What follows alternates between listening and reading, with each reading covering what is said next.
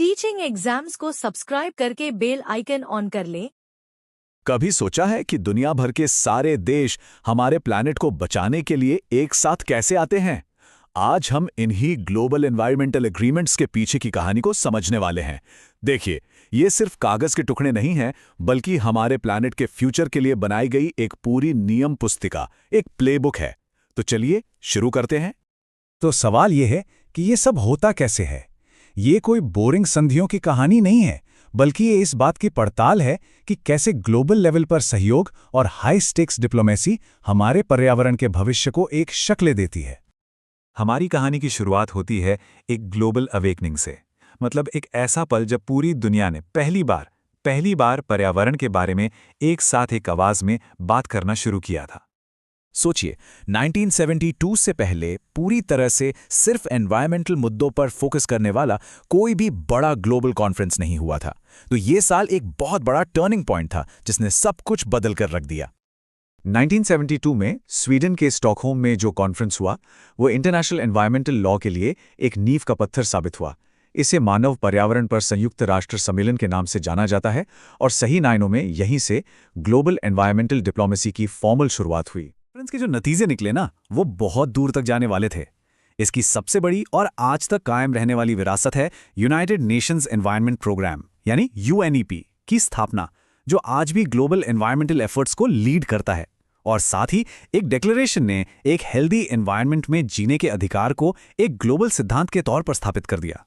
चलिए, अब एक ऐसी कहानी पर आते हैं जो दिखाती है कि जब दुनिया एक साथ आ जाए तो क्या कुछ मुमकिन है। ये कहानी है हमारी ओजोन लेयर को बचाने की एक इंस्पायरिंग सक्सेस स्टोरी। 1980s के दशक में साइंटिस्ट्स ने एक बहुत ही डरावनी खोज की। उन्होंने पाया कि हमारे प्लैनेट का जो सुरक्षा कवच है यानी ओजोन लेयर, वो क्लोरोफ्लोरोकार्बन या CFCs जैसे केमिकल्स की वजह से तेजी से पतली हो रही थी। ये एक बहुत बड़ा और तुरंत एक्शन लेने वाला ग्लोबल खतरा था। दुनिया ने इसका जवाब दो बहुत ही पावरफुल स्टेप्स में दिया। पहले 1985 के वियना कन्वेंशन में सभी देशों ने माना कि हाँ, ये एक प्रॉब्लम है और इस पर मिलकर काम करने की जरूरत है। फिर सिर्फ 2 साल बाद 1987 में मॉन्ट्रियल प्रोटोकॉल ने इसे ठीक करने के लिए एक ठोस और कानूनी रूप से बाइंडिंग प्लान बनाया। मॉन्ट्रियल प्रोटोकॉल को इतिहास की सबसे सफल पर्यावरण संधि माना जाता है, कोई शक नहीं इसमें। और इसी ग्लोबल सहयोग का नतीजा है कि आज ओजोन लेयर धीरे धीरे ठीक हो रही है। ये इस बात का एक जबरदस्त सबूत है कि जब साइंस, पॉलिसी और ग्लोबल विल पावर एक साथ आ जाएं तो कलेक्टिव एक्शन क्या कुछ हासिल कर सकता है। अब बात करते हैं पृथ्वी पर जीवन की इस अविश्वसनीय डाइवर्सिटी की।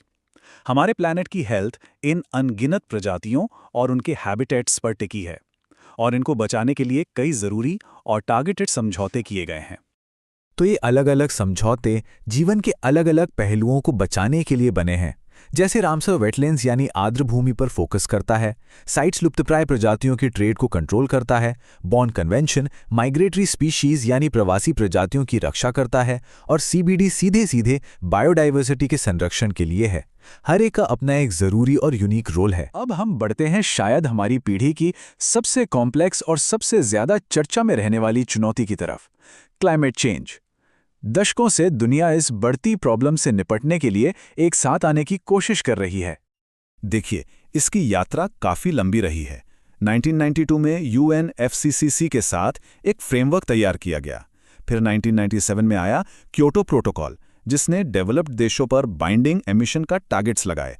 और फिर 2015 में पेरिस एग्रीमेंट ने एक नया और ज्यादा इंक्लूसिव अप्रोच अपनाया। इन दोनों में जो मेन फर्क है ना, वो उनके अप्रोच का है। क्योटो का अप्रोच टॉप डाउन था, मतलब ऊपर से कुछ डेवलप्ड देशों पर कानूनी तौर पर बाइंडिंग टारगेट्स थोपे गए थे। वहीं पेरिस एग्रीमेंट बॉटम अप है, जहां हर देश अपने लक्ष्य यानी NDCs खुद तय करता है। इससे हुआ ये कि ग्लोबल पार्टिसिपेशन काफी बढ़ गया। और ये नंबर 1.5 डिग्री सेल्सियस, ये बेहद बेहद जरूरी है। ये सिर्फ एक टारगेट नहीं है, बल्कि ये पेरिस एग्रीमेंट का सबसे एम्बिशियस मकसद है। साइंटिस्ट का मानना है कि ग्लोबल वार्मिंग को इस लिमिट के अंदर रखना क्लाइमेट चेंज के सबसे विनाशकारी और इरिवर्सिबल प्रभावों से बचने की हमारी सबसे बड़ी उम्मीद है। अच्छा, एक और बहुत ज़रूरी एरिया है खतरनाक कचरे का मैनेजमेंट। कुछ समझौते खास तौर पर इसीलिए बनाए गए हैं ताकि ये पक्का हो सके कि खतरनाक कचरे और केमिकल्स को बॉर्डर्स के पार सुरक्षित और सही तरीके से कंट्रोल किया जाए। यहाँ दो बड़े नाम आते हैं, बेसल कन्वेंशन जो खतरनाक कचरे की मूवमेंट को रेगुलेट करता है, और रॉटरडैम कन्वेंशन जो केमिकल्स के ट्रेड में पूर्व सूचित सहमति यानी प्रायर इन्फॉर्म्ड कंसेंट को ज़रूरी बनाता है। ये समझौते इसलिए भी ज़रूरी हैं ताकि डेवलप्ड देश अपनी एनवायरमेंटल प्रॉब्लम्स का बोझ डेवलपिंग देशों पर ना डाल दें। ठीक है, तो हमने काफ़ी कुछ कवर कर लिया है। अब समय है एक मज़ेदार ट्रिक क्विज का। चलिए देखते हैं कि ये सब याद रखने के लिए कुछ मज़ेदार ट्रिक्स कैसे काम आती हैं। तो पहला सवाल है, ग्रीन हाउस गैस एमिशन को कम करने पर कौन सा प्रोटोकॉल फोकस करता है? सही जवाब है बी, क्योटो प्रोटोकॉल। और इसे याद रखने की एक बहुत ही मज़ेदार ट्रिक है।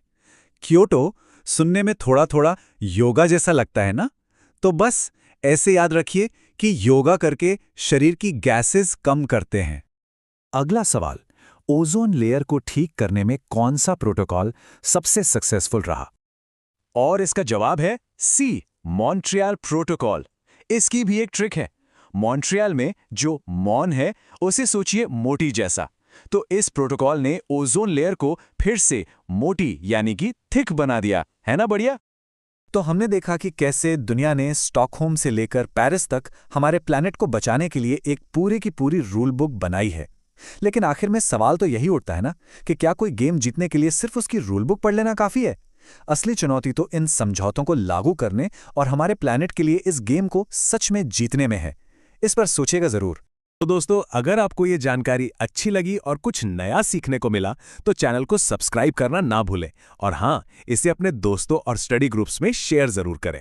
हमारा ये सफ़र यहीं ख़त्म होता है, पर अब हम जानना चाहते हैं कि आप अगला टॉपिक क्या देखना चाहेंगे। नीचे कमेंट्स में हमें ज़रूर बताइए, हम आपके सुझावों का इंतज़ार कर रहे हैं।